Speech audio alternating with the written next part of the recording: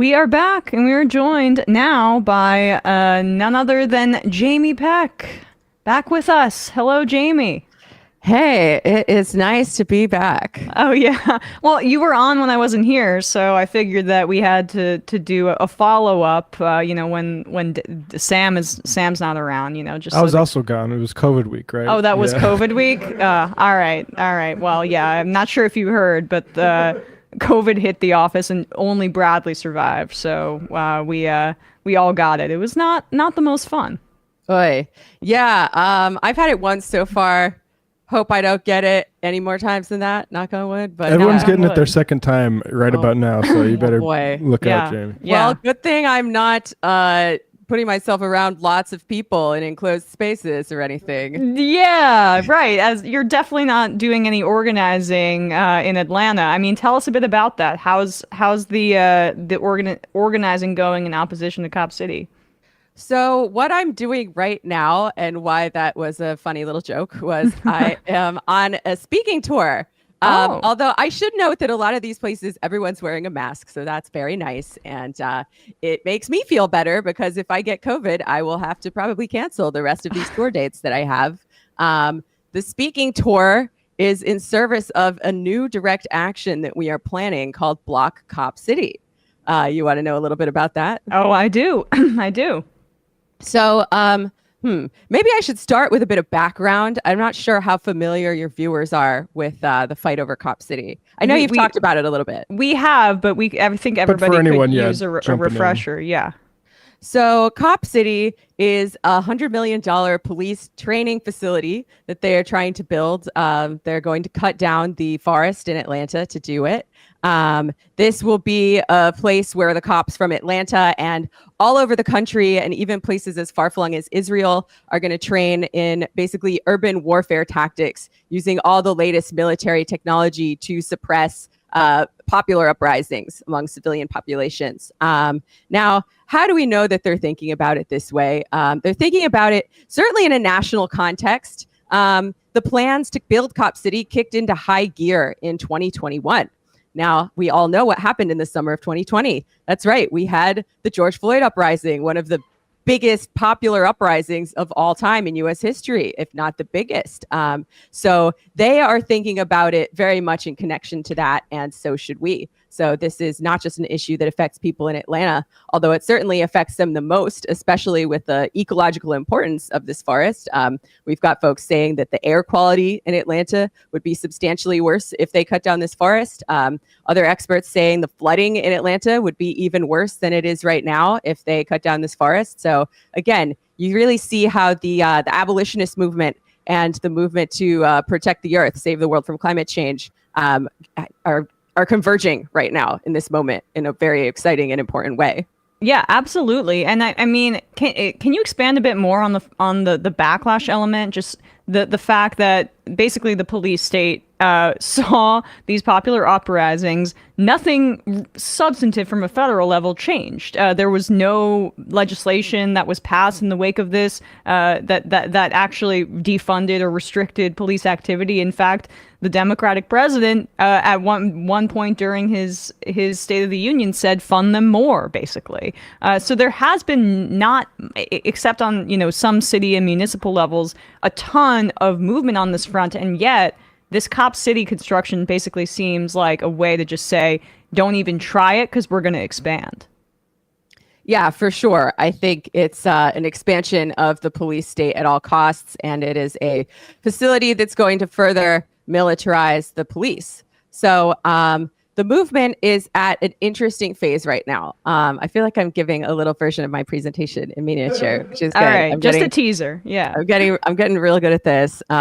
So the movement has been through many different phases. It's an extremely broad movement with lots of different groups and lots of different people involved. It's decentralized and autonomous, so there's not one person. Despite what the RICO indictments might weirdly claim, there is not one leader who does not come into the forest who's telling everybody else what to do. I'm like, what the fuck are they talking about?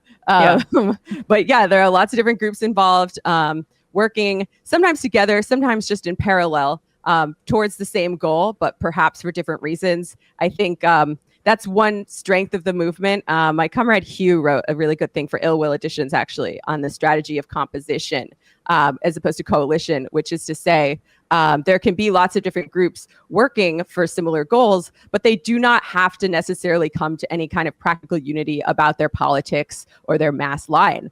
And we've seen so many different tactics in this fight from there was an encampment, a very strong, hardy encampment set up for quite a bit of time.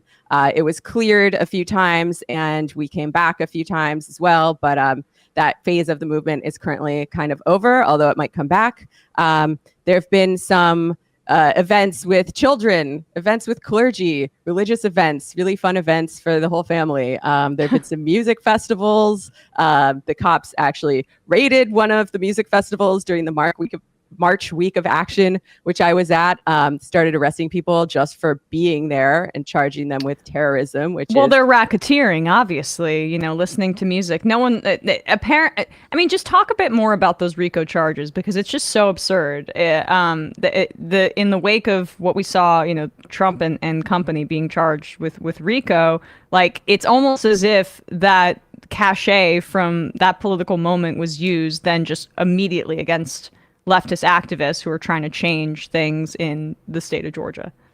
Yeah, I mean, obviously, I've got no great love for Trump, but these kinds of laws, these kinds of charges are much more likely to be leveled against leftist activists than anyone. The 3 RICO cases in the Georgia AG's office right now are actually Trump, Young Thug, and us. So we're in some good company. Obviously, we stand with Young Thug and the whole Young Slime Life crew. Trump, we do not stand with Trump, but these are these are charges that are if Trump wants to become an abolitionist, join Cop City, maybe go into the forest himself and, start camping out there, then, anybody can change and be welcome into this composition building. Sure, within reason. But these are charges that are supposed to be used against the mafia. So it is very strange and absurd to watch them be used against forest defenders, most of whom, many of whom don't even believe in the capitalist system. So this is clearly not a way that we're trying to do crimes and make money. Right. But, the state uses all the tools at its disposal. So, the repression has been pretty bad thus far. The RICO charges, I think 61 people are now facing RICO charges. At least 40 people are facing domestic terrorism charges. 3 people are facing felony intimidation charges for flyering with the names of the cops that shot Tortuguita.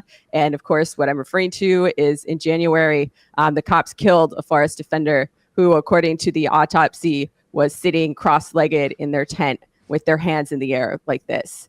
And I don't know if we're ever going to find out exactly what happened. There conveniently were no witnesses around when they did this, but it was a multi-agency raid. They claimed that Tortuguita shot first, but that's obviously bullshit, because according to the autopsy that came out later, they were sitting on the ground with their hands in the air. Once again, there was no gunpowder residue found on their hands, which would have been true if they had shot the cops. There's also a police officer on a body cam footage speculating about whether the wounded officer, because there was one officer wounded, was shot by another cop, because there were so many different kinds of cops involved in this raid, and they shot Tortuguita at least 57 times, which is horrendous, obviously. But since then, Tort's family has come from Venezuela to the U.S. Their mom, Belkis Tehran, as well as their father and brother, have come to the U.S. Trying to get justice for their child, and joined the movement and carried on the fight that Tortuguita was very much involved with. So that's been really nice to see. Yeah, that's beautiful. And conveniently, my recollection is that the body cam footage is not available for the actual shooting, just the piece of information that we got after about Tortuguita being killed. Talk a bit about the referendum and how their organizers submitted 116,000 signatures, way more than were needed to get it on the ballot, and yet the powers that be in Atlanta and city officials are trying to stamp that out. What's going on there? Yeah, so one arm of this movement has been a very powerful referendum campaign to get a referendum on the ballot to let the people of Atlanta actually vote as to whether or not they want Cop City built. Now, the people who live in the neighborhood right around Cop City, it's a Black working class neighborhood, technically don't even get to vote in the city of Atlanta. They don't get to vote for city council, and they are not eligible to sign the petition. So there is no accountability to the people who will be affected the most. However, the people in the rest of Atlanta don't want this thing either. And the city doesn't want to let them vote on it because they know that if they actually let the people vote, they will vote no. So yeah, I think 120,000 people have signed this petition in order to get the referendum on the ballot. This is a historic first in the city of Atlanta. You need 50,000 petition signatures in order to get a referendum on the ballot. And it comes with all sorts of zany restrictions, like you have to be a resident of Atlanta proper, even though there are several counties that actually make up metropolitan Atlanta, and it could be 5 minutes away, but you're not eligible. You have to be a registered voter, and you have to have voted in the last election. With all those restrictions, even so, at least 1 in 5 Atlanta residents signed this petition. It's a very small city. That's more than twice the number of people who voted for Mayor Andre Dickens in the last election. So even if some of these signatures are invalid, even if some of these signatures are going to get thrown out, and they are using a voter suppression tactic called signature matching, where if your signature doesn't exactly match your signature that they have on file, maybe you had a baby on your hip, maybe you were holding some groceries, you're shit out of luck. There are probably some signatures from people who don't live in Atlanta proper as well. But we know that we definitely have way more than we need. Right. You have a huge cushion. Yeah. So the state is trying everything in its power to make sure this doesn't happen. It was supposed to happen in November, and the Block Cop City action that I'm about to tell you about was planned for November to coincide with the referendum, but the city has gotten it pushed back to March, and I'm sure they're going to keep on trying that forever. This may have been a tactical move on their part because the Republican primary is also going to be in March, so maybe they think that more conservative voters, that makes law sense. and order types who love the cops are going to come out for that. But if anything, I think this highlights the need for some form of direct action to go along with this working from within the system. And I think a lot of people who volunteered to canvass for the referendum initially are becoming radicalized in real time and really converging on the need for something else. So let's talk then about that action, blockcopcity.org. That is the website, and we will put that in the description wherever you're listening to or watching this. But what's happening with Block Cop City? So Block Cop City came out of some meetings that we had during the last week of action in June. It was a less eventful week of action than the one in March, and we saw certain tactics becoming exhausted, at least, for the present moment.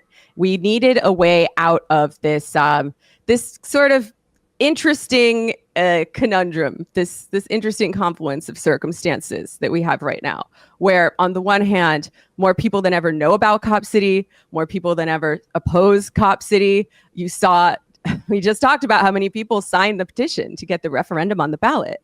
On the other hand, the repression has been so bad and so absurdly outsized to what, even mainstream legal scholars find appropriate for this kind of activism. The repression has been so bad, so violent at times that people are afraid to show up and do any kind of embodied action. And, I get it. It's really scary. So we were trying to find a way out of this bind and make people feel like they could come and do direct action, like they could do embodied action again in Atlanta. And we wanted to create a really easy on-ramp for people who've maybe never even done something like this before. So what we came up with, what we've sort of converged upon, is a nonviolent act of civil disobedience, sort of in the mold of the anti-nuclear movement of the 60s and 70s that had a number of successful occupations of sites where they're trying to build environmentally hazardous nuclear plants. Certainly in the mold of the civil rights movement, which has a very deep legacy in Atlanta. So basically what's going to happen is people from all over the country are going to come to Atlanta the Veterans Day weekend, which we chose because it's a 3-day weekend. People have an extra day to travel, but it's not a religious holiday. Well, it might be for some, but not for most. And people don't really have to do much that weekend. They can just come on down to Atlanta. We're asking people to form affinity groups, which is just kind of a buddy system for travel, for decision making, for making sure that you're with people that you trust and you can help keep each other safe. Each affinity group is going to have one representative. So we're going to have some spokes councils. The way that works is someone from every affinity group can represent them in the big spokes council, but it's still sort of horizontal and federated and sort of an anarchistic model. So everyone coming to Atlanta will have some input on what the final plan is. But these organizers, which we're calling now the Coalition to Block Cop City, it's a bunch of organizers who've been involved since the beginning, some in Atlanta, some all over the country. We've been meeting every week. We have a number of different working groups for various different parts of it, national outreach, housing, strategy planning, et cetera, and this tour that I'm currently on. And we've been planning. And some of the details will be left up to the day because there's always going to be changing conditions on the ground, but some have been planned for quite some time. So the basics are we're going to meet up early in the morning away from the construction site. We're going to split into a few different marches depending how many people are there. And we're going to enter the construction site from a few different places. Then we're going to occupy the construction site all day long. Now, this is not meant to establish a new encampment.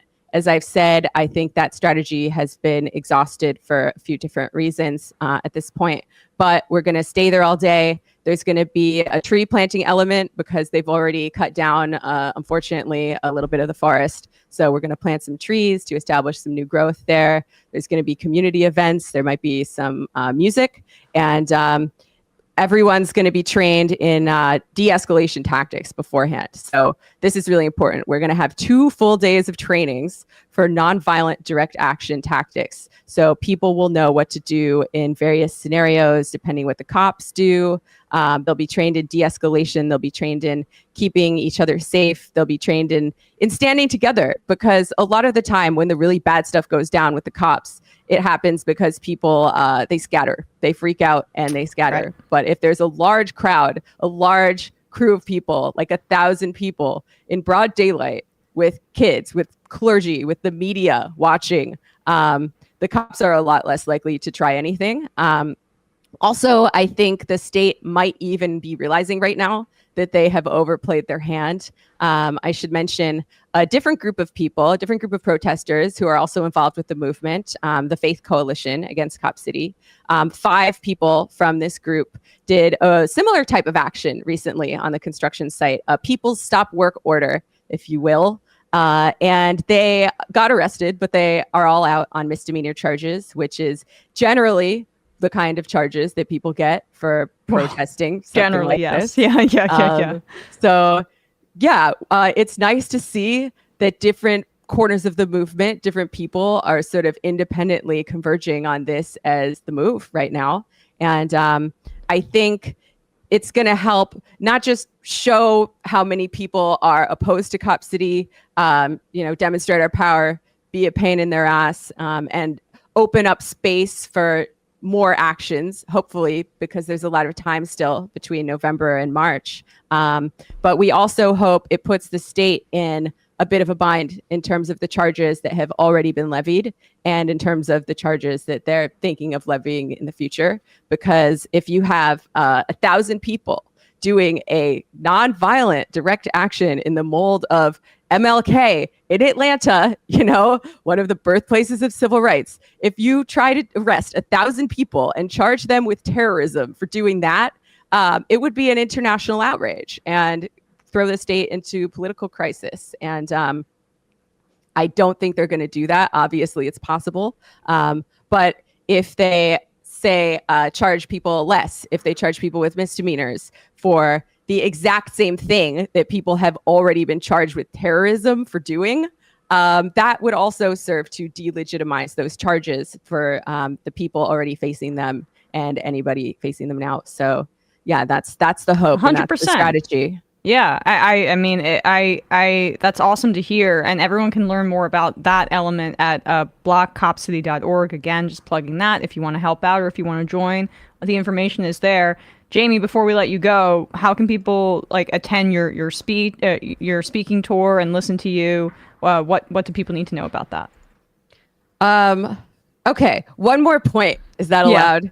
Okay, yeah, of course. I just want to emphasize, we are not doing this. We're not choosing a nonviolent direct action right now in order to make the distinction between good protesters and bad protesters, right? This is a narrative that the state is trying to set forth.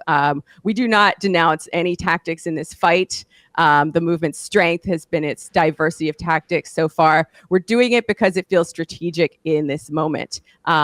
And that will feed into me answering your question. Yeah, Jamie, sorry, but just to jump in there, I just want to say, RICO was instituted the year after Fred Hampton died, but these sorts of legal attacks on protesters, this is how the state works. Yeah. Right? This is how it knows how to deal with these sorts of movements that are getting in the way of its initiative. So yeah, I mean, I think all respect to everybody involved in these sorts of actions you're talking about, because this is the sort of thing that we're going to be reading about 50 years from now too. Thank you so much, and I really hope so. Yeah, what you said just reminded me, actually, the date of the start of this conspiracy named in the RICO indictments was the date that George Floyd was murdered. Right. Now, the plans for Cop City had not yet been announced then, so they are connecting it very explicitly to the movement against police and prisons that we saw come to the forefront in 2020. Right. A good point there in connecting those things. But so your speaking tour, Jamie. Yeah. So this is very exciting right now. I mean, one reason why we chose this kind of act that can be openly planned and promoted is so that we can go and talk to the maximum number of people possible. I think, there have been efforts in the past to engage people in the movement, but I think it seemed a little scary at times, especially when, the mainstream media was trying to portray us as a bunch of, eco-terrorists or whatever. But now I'm able to go out. We're able to go out all over the country and talk to groups of people, some of whom have been involved in organizing before, some of whom are undergrads in college who maybe this is the first thing they've ever done. And we're giving people some history of the land they're trying to build Cop City on, some history of the movement and what's been done to oppose it. And then we're sort of outlining this new phase of the movement, this new direct action that we're planning. Then we're having little affinity group workshops where we have some breakout discussions, we have Q&As, and we invite everybody to, at the end of the meeting, give us your information, and we'll be in touch and help you with whatever you need to form an affinity group and come to Atlanta November 10th to 13th. So we're hitting 70 cities across the country, as well as one in Mexico and one in Canada. So it's a North American tour. And I'm doing the whole Northeast pretty much. Other people are doing other places. So yeah, it's been really exciting so far. And if you want to come out to an event, you can go to blockcopcity.org/tour. And that is a really good place to, meet your friendly representative from Block Cop City and get plugged in. Well, love it, Jamie. So good to hear from you. And so, good to see you doing some of this work. We've had activists on here before, but makes total sense that you're involved. Really appreciate it. That we will be in touch. Thanks, Jamie. Yeah, thanks for having me, guys. For sure.